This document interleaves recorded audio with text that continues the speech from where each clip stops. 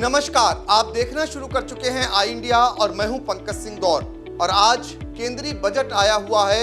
हर कोई जानना चाह रहा है कि इससे फायदा क्या है और कहां निराशा हाथ लगी है। तो अब से कुछ ही देर पहले केंद्रीय वित्त मंत्री सीतारमण ने 2023 और 24 का बजट जारी कर दिया है। बजट में क्या कुछ खास बातें रही हैं हम आपको बताएंगे और आज आई इंडिया के एडिटिंग रूम से सीधे आपको लाइव बताएंगे कि क्या कुछ फायदा हुआ है। तो हम सीधे चलते हैं सीतापुर के सीए एसके रहेजा के पास, जो हमें समझाएंगे कि इस बजट से क्या क्या फायदा हुआ है और कहां पर अभी और सुधार की गुंजाइश है। तो रहेजा जी, आपका बहुत बहुत स्वागत है आई इंडिया से जुड़ने के लिए। आपसे ये है कि जो वित्त मंत्री सीतारमण ने जो ये बजट जारी किया है, जरा सरल भाषा में दर्शकों को समझाने का प्रयास करें कि इससे फायदा क्या क्या है। पंकज जी, अभी तो बजट की एनालिसिस चल रही है, फाइन प्रिंट आना है और हम लोग अभी एनालिसिस भी कर रहे हैं। इन बिटवीन जो मेन हाइलाइट्स हैं वो मैं आपको अवगत करा दे रहा हूं। इसमें इनकम टैक्स से रिलेटेड जो है, जो पर्सनल टैक्स पर्सन्स का होता है, उसमें काफी रिलीफ दी गई है।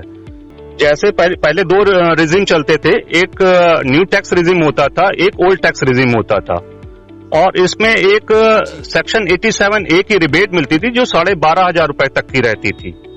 उसमें इन्होंने अगर कहा है कि अगर आप न्यू टैक्स रिजाइम में जा रहे हैं तो वो लिमिट 5 लाख रुपए से बढ़ के 7 लाख रुपए कर दी गई है। यानी इसका मतलब ये होता है कि 5 लाख रुपए तक पहले इनकम होती थी तो कोई टैक्स नहीं देना पड़ता था, लेकिन जैसे ही 5 लाख 1 रुपए भी अगर इनकम हो जाती थी तो 12,500 प्लस में टैक्स आ जाता था। अब इन्होंने ये कर दिया है कि अगर आपकी इनकम 7 लाख रुपए तक है तो भी आपको 12,500 रुपए का बेनिफिट मिलेगा। एक तो बेसिक सबसे अच्छी चीज इन्होंने यही की है। इसके अलावा इन्होंने एक बेसिक टैक्स एग्जेम्पशन पहले 2.5 लाख रुपए होती थी, जो इन्होंने बढ़ा के 3 लाख रुपए कर दी गई है। जो मतलब अभी भी देखा जाए कि लगभग ये मेरे ख्याल से 7-8 सालों बाद इंक्रीज हुआ है, लेकिन इसको बढ़ा के 3 से 5 कर देना चाहिए था।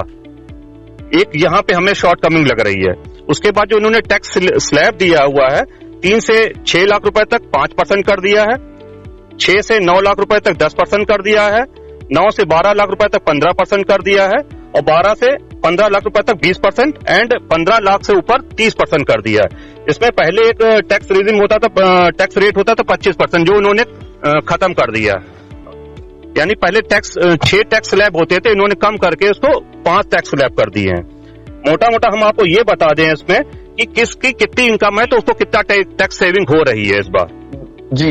जैसे 7 लाख रुपए तक अगर किसी की टैक्सेबल इनकम पहले होती थी तो 32,500 रुपए का टैक्स पड़ता था, और वही अब अगर बजट के प्रावधानों के अनुसार 7.5 लाख रुपए इनकम तक अब कोई भी टैक्स नहीं देना पड़ेगा। पहले 8 लाख रुपए तक इनकम होती थी तो 45,000 रुपए टैक्स था। अब अगर 8 लाख रुपए तक इनकम हो रही है तो 35,000 रुपए टैक्स देना पड़ेगा, यानी 10,000 रुपए की सेविंग होगी। 9 लाख रुपए तक अगर इनकम हो रही है तो पहले 60,000 रुपए टैक्स देना पड़ता था, अब 45,000 रुपए टैक्स आएगा। 10 लाख रुपए तक इनकम अगर हो रही है तो पहले 75,000 रुपए टैक्स देना पड़ता था, अब 60,000 रुपए टैक्स देना पड़ेगा। 11 लाख रुपए तक अगर इनकम हो रही है तो पहले 95,000 रुपए टैक्स देना पड़ता था, अब 75,000 रुपए टैक्स देना पड़ेगा। 12 लाख रुपए तक अगर इनकम थी तो पहले 1,15,000 रुपए टैक्स जाता था, अब वो टैक्स घट के 90,000 रुपए जाएगा, यानी कि 25,000 रुपए टैक्स सेविंग यहाँ पे भी हो रही है। 13 लाख रुपए इनकम थी तो पहले 1,37,500 जाता था, अब न्यू बजट के प्रावधानों के अनुसार 1,10,000 रुपए टैक्स जाएगा। इसी हिसाब से 14 लाख रुपए तक पहले 1,62,500 जाता था, जो घट के अब 1,30,000 हो गया, यानी 32,500 रुपए का बेनिफिट हो रहा है जिनकी इनकम 14 लाख रुपए तक है। 15 लाख रुपए के ऊपर अगर 15 लाख इनकम होती थी तो 1,87,500 रुपए टैक्स जाता था, अब वो घट के 1,50,000 हो गया। इस प्रकार मिडिल क्लास को इन्होंने काफी अच्छी राहत प्रदान की है इन मतलब इनकम टैक्स स्लैब के हिसाब से। तो रहेजा जी, ये माना जाए जो आयकर दाता थे, जो मिडिल क्लास के थे, उनको सरकार ने कहीं न कहीं राहत दिया है, उनके लिए एक बचत का पिटारा खोल दिया है, क्योंकि चुनावी वर्ष है और चुनावी वर्ष में जो मिडिल क्लास के थे, खासकर उद्योग जगत से जुड़े हुए या जो आयकर दाता थे, उनके लिए एक जो सेविंग कराई है, इस सरकार कहीं न कहीं उनके लिए गिफ्ट लेकर आई है। गिफ्ट लेके आई है, लेकिन गिफ्ट जो हम लोग की एक्सपेक्टेशंस थी उससे काफी कम है। जी, आपकी उम्मीदें क्या थी? अगर बात करें खुलकर कि उम्मीदें क्या लगाए बैठे थे? चूंकि चुनावी वर्ष है, ये माना जा रहा था कि 9 साल की मोदी सरकार हो चुकी है और प्रदेश में भी सरकार है। ऐसे में जो आयकर दाता हैं उनके लिए बड़ी राहत ये बजट लेकर आएगा। उसके अकॉर्डिंग में अगर बात करें तो क्या राहत मिली है? राहत तो ठीक मिली है, खैर बहुत अच्छी नहीं है, लेकिन जैसे मेरा कहना था कि अगर सीनियर सिटीजन्स हैं जो 70 एंड अबव हैं, उनको किसी प्रकार की टैक्स लायबिलिटी का बर्डन नहीं होना चाहिए था अगर उनकी इनकम 15-20 लाख रुपए तक है, क्योंकि उनके अपने एक्सपेंडिचर बहुत होते हैं, उनको अपने हेल्थ पे करना पड़ता है काफी खर्चा, और उनसे टैक्स लेने में थोड़ा सा इनको प्रोत्साहित करना चाहिए था कि टैक्स न देना पड़े सीनियर सिटीजन को जो 70 एंड अबव हैं। जी, तो आई इंडिया लगातार ये जानने का प्रयास कर रहा है कि बजट से क्या फायदे हैं, और हमारे साथ जो एक्सपर्ट हैं, जो सीए हैं एसके रहेजा, वो जुड़े हुए हैं, वो हमें समझाने का प्रयास कर रहे हैं कि इस बजट से हमें क्या लाभ हुआ और क्या उम्मीदें थीं, और क्या अभी और भी गुंजाइश की जा सकती है, सरकार कर सकती है गुंजाइश, उसको लेकर हमें बताने का वो प्रयास कर रहे हैं। रहेजा जी, हम ये जानना चाहेंगे, सरकार का एक दावा है, वित्त मंत्री ने एक दावा किया है कि 9 साल में जो प्रति व्यक्ति आय है वो बढ़ी है। उन्होंने एक डाटा भी दिया है कि प्रति व्यक्ति जो आय है वो 1.97 लाख हो गई है। तो इस दावे में आप इतने लोगों का रिटर्न भरते होंगे, क्या लगता है आय बढ़ी है या सरकार का ये दावा हवा हवाई है? नहीं, आय तो देखिए पंकज जी बढ़ी है, काफी आय भी बढ़ी है इसमें, लेकिन अभी भी देखा जाए तो ये प्रति व्यक्ति आय का जो फार्मूला होता है कैलकुलेशन का, उसके हिसाब से आपने बताया मैं 1,97,000 जो है तो लगभग 550 रुपए पर डे हुआ, 550 रुपए पर डे प्रति व्यक्ति की आय। लेकिन अगर इसी आय को हम इसमें प्रति व्यक्ति का मतलब पूरे ऑल ओवर इंडिया में जो अपर रिच है और जो काफी बड़े बड़े इंडस्ट्रीज है, उन सबकी आय को जोड़ के ये बताया जा रहा है। लेकिन अगर हम छोटे शहरों में रहने वाले लोगों की या अन्य जो कर्मचारी वर्ग है, दैनिक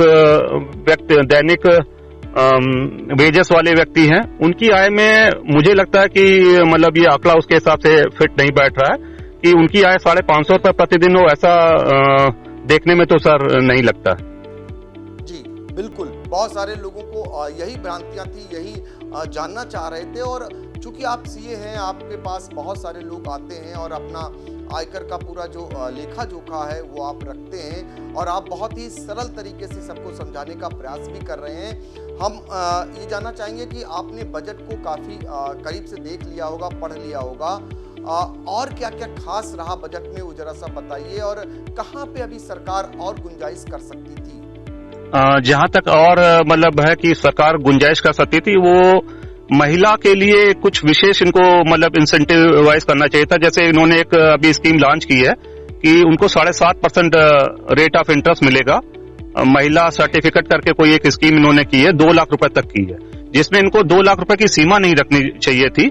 उसको अनलिमिटेड अमाउंट अगर महिला की तरफ से जा रहा है तो उस पर रेट ऑफ इंटरेस्ट ज्यादा होना चाहिए था, क्योंकि जो महंगाई की दर है और जो 7.5% है उसमें बहुत ज्यादा वेरिएशन नहीं है अभी, तो उसको इनको थोड़ा सा और बढ़ाना चाहिए था। और जो अच्छी चीजें हैं, इन्होंने प्रधानमंत्री आवास योजना जो है उसमें इन्होंने अपना बजट पिछले साल से 66% बढ़ाया है, जो कि बहुत ही एक अच्छा कदम है। अब इन्होंने इसको बढ़ा के 79,000 करोड़ रुपए कर दिया, 79,000 करोड़, जो कि लास्ट ईयर से 66% ज्यादा है। और इसके अलावा ये ग्रीन एनर्जी को प्रमोट कर रहे हैं, जो हमारे प्रदूषण वगैरह को कम करेगा, और ये भी बहुत ही अच्छा कदम है। डिजिटल ट्रांजैक्शन को बढ़ा रहे हैं, ई कोर्ट ला रहे हैं, इससे मतलब भ्रष्टाचार पे लगाव भी लगेगा और काफी काम भी तेजी से होगा। रहेजा जी, ये आपने सरकार की जो बजट की जो खास बातें रही वो आपने बताई। एक चीज और आपसे जानना चाहेंगे कि जो बजट को लेकर के और भी कई सेक्टर के लोगों की उम्मीदें थी, महंगाई खासकर, जिसको लेकर तमाम लोग उठाते हैं, मुद्दे को भी उठाते हैं और महंगाई का रोना भी रोते हैं। महंगाई के अकॉर्डिंग में क्या इन्होंने कुछ चीज़ें सस्ती भी की है? जिस हिसाब की उम्मीदें थी कि डबल इंजन की सरकार है और बहुत सारे तोहफा दे सकती है लोगों को, ऐसा इस बजट में फिलहाल मुझे नहीं दिखा कि किसी को बहुत बड़ी राहत मिलती दिखी हो, किसी में जो परचेजिंग है उसमें कहीं छूट मिलती दिखी हो। पंकज जी, रोजगार को बढ़ावा तो लग रहा कि मिलेगा, और रोजगार जब बढ़ेगा तो लोगों की आमदनी भी बढ़ेगी, उस प्रकार से इनडायरेक्ट वे में ये बेनिफिट लोगों तक पहुंच सकता है। और बाकी इन्होंने कस्टम ड्यूटी पे रिलीज मतलब थोड़ा सा रिलैक्सेशन किया, जैसे लिथियम की बैटरी होती है, आयन बैटरी, उससे पोल्यूशन भी कम होगा, उस पर कस्टम ड्यूटी इन्होंने कम कर दी है, कैमरा लेंस वगैरह पे कम कर दिया है। इस प्रकार की चीजों पे इन्होंने एग्जेम्पशन दी है, रेट रिड्यूस किया है। बाकी अन्य किसी चीज में अभी तक बदलाव देखने में नहीं आया, जो जहां तक मैंने अभी स्टडी किया सर। तो महंगाई की मार झेलनी पड़ेगी। महंगाई अगर हमारा रोजगार पड़ेगा तो महंगाई का फिर झेलने की क्षमता भी बढ़ जाएगी। जी बिल्कुल, आपने बहुत बढ़िया बात कही कि अगर रोजगार देते हैं तो उससे महंगाई को नियंत्रित भी किया जा सकता है, और महंगाई वो फिर उतनी मार उसकी नहीं लोगों को पड़ेगी, क्योंकि जब रोजगार लोगों को मिलेंगे, उसके आय बढ़ेंगे, तो वो महंगाई कहीं ना कहीं डाउन होगी, इस उम्मीद के साथ। और इस बजट को आपने बहुत करीब से पढ़ा और जाना, और आम दर्शकों को, खासकर आई इंडिया के दर्शकों तक आपने पहुंचाया। रहेजा जी, आपका बहुत बहुत शुक्रिया। धन्यवाद पंकज जी, धन्यवाद।